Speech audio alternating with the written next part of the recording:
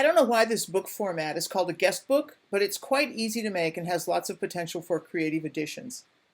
The simple supply list and minimal skill level make this a fun project for kids. For the basic structure, the only supplies you need are paper, scissors, and glue. From an 8.5 by 11 piece of paper, you can make either a horizontal or vertical version of this book. If you want a square book, start with a square piece of paper. Once folded, you end up with this interesting fan-shaped structure at the spine. You can leave it this way or glue these pieces together to make a stiffer spine. The resulting folds also give you some pages that can be turned into pockets. When I'm working on a new book, I always make lots of templates from cheap bond paper, trying to decide on the format and making sure I understand the order of the pages. I often print my pages before folding them, so I want to make sure they end up in the right order with the images in the correct orientation.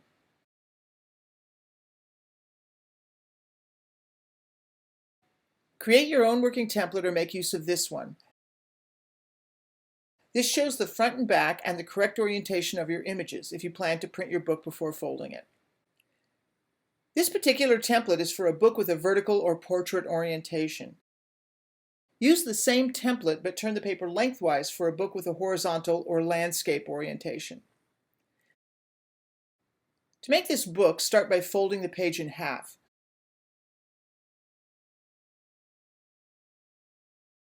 Turn the paper around and fold the one side in half again.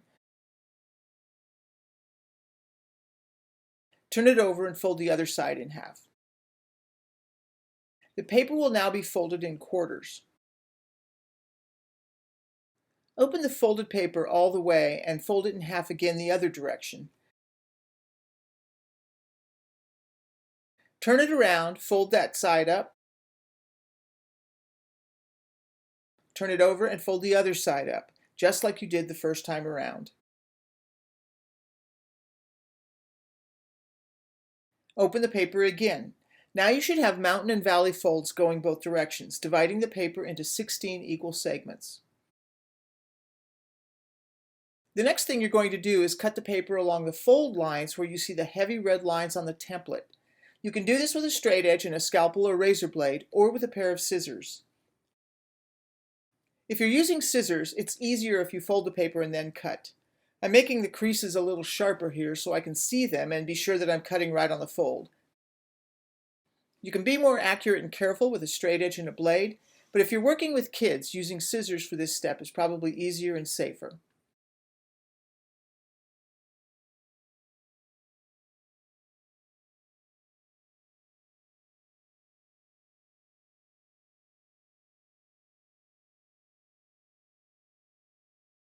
Next, once you've made the cuts, fold the middle pieces that you cut open to each side, like you're opening shutters. Then fold the paper in half toward you. Fold the edge closest to you back up, turn the whole contraption over and fold that side up as well. Now accordion fold the entire package you have created, making sure that your front page, or the number 1 segment, is on top of the accordion.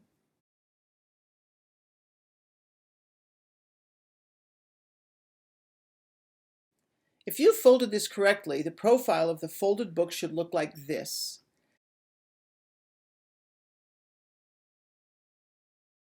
There will be 2 folded pages in the middle that you will separate by pulling the outside one out. If you are following along using my template, these would be the pieces marked with X's. This part will end up becoming the spine. Pull this piece all the way out and flatten the fold.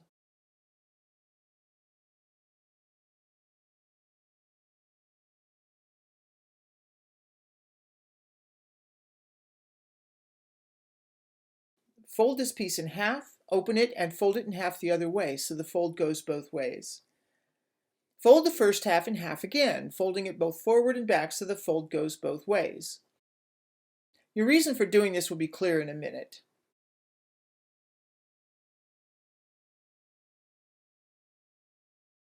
Fold the second half in half, again folding it both forward and backward. When you're done with all of this folding, the piece you pulled out should have a fold every quarter. Here's another look at these folds on a larger version so it's easier to see.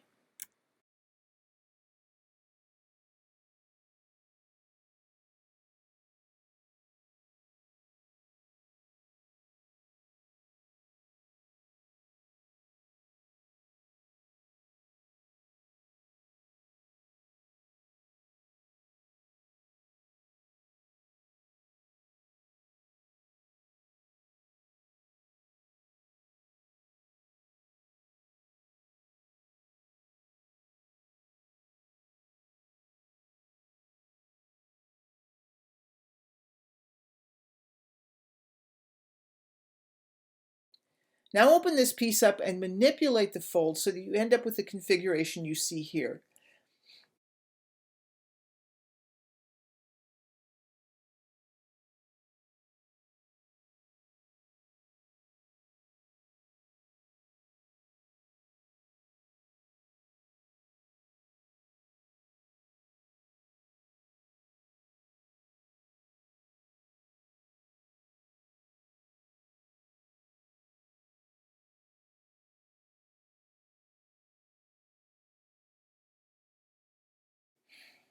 This folding pattern is what gives the spine this interesting fan shape.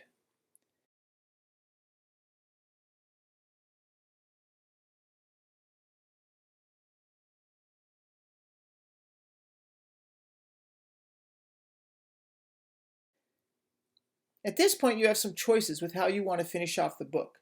One thing you should do is apply some glue along the folded edges inside the spine to keep the book from flopping apart. This is a little awkward on a smaller book, but you should be able to do it with a glue stick or with glue on your finger. For this tutorial, I use a glue stick, but as always, if you're making an artist book or something that you want to last, use PVA glue or some other pH-neutral adhesive. PVA glue is a very good option for this step because it stays flexible after it dries. You can also cut corners off of certain pages of the book to give yourself pockets. You'll see some triangles on my template that show which corners can be cut.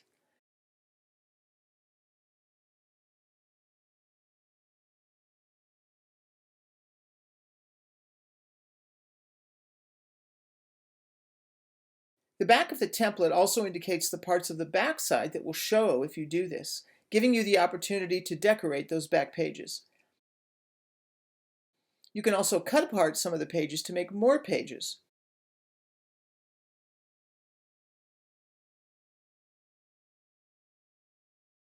Or you can glue those pages together to make a single heavier page.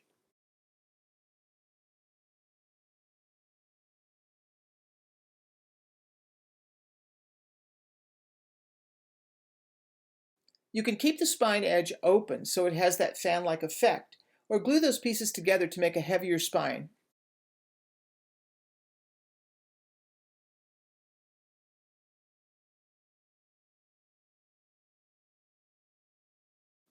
If you wanted to make a book with more pages, just make another one and glue the spines together.